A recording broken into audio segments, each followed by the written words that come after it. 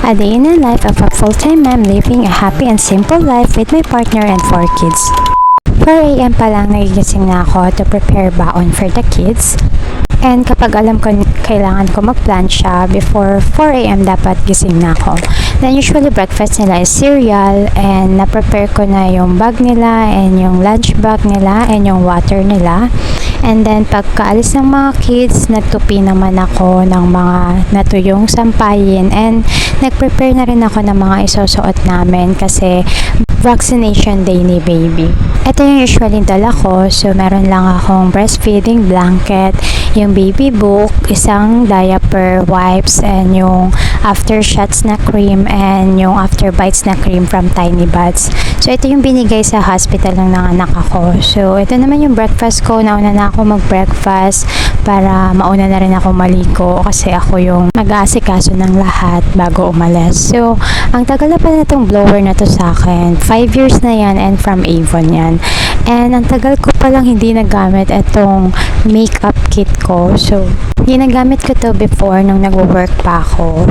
And sobrang basic lang ng laman nito kasi hindi naman ako magaling mag-makeup. So, okay na yung magmukhang fresh or magmukhang tao lang, 'di ba? So, mostly ng mga item is from Avon. And yung iba naman, very affordable lang. Yung pang beginners lang, pang mommy. Pero maganda naman yung quality. Ayan itong squad. Ito yan sa lips and sa cheeks. And sobrang dali i-blend yan. And ang ganda. Ang tagal na yan sa akin. Sobrang sulit. So, yan yung aking on-the-go makeup kit. And hopefully, ma-upgrade ko naman yung laman yan soon. So, nasa health center na kami niya. Naghihintay na lang kami sa turn ni baby. And ang cute pala nung socks na bili ko sa Shopee. So, habang naghihintay, may napagkakaabalan si baby.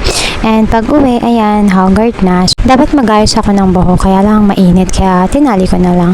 So, pag uwi pala namin, pinainom ko agad ng paracetamol si baby. Then, pinahiran ko rin agad ng Tiny Buds na aftershots and then cold compress. And na-advise din sa center na bawal mo na siya i-feed within 30 minutes kasi binigyan din siya ng para sa anti-polio and oral kasi yun. Then, maya-maya, pumunta pala kami sa BPI. Mayroon lang kami inasikaso.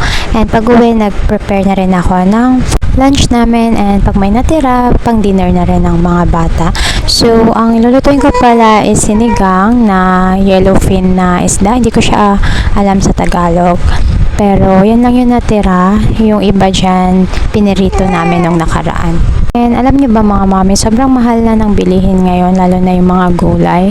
So, mas gusto ko din sana sa sinigang may kamatis kasi dagdag asim and mas healthy. Kaya lang, ayaw ni daddy kasi mas mabilis mapanis. Then, usually, hindi ako naglalagay ng labanos kasi ako lang naman ang kumakain. Pero, that time, parang ang tagal ko na rin hindi kumain ng labanos. Kaya, hinaluan ko na rin. So, konting gulay lang kasi hindi nga rin masyado kumakain ng gulay yung mga bata.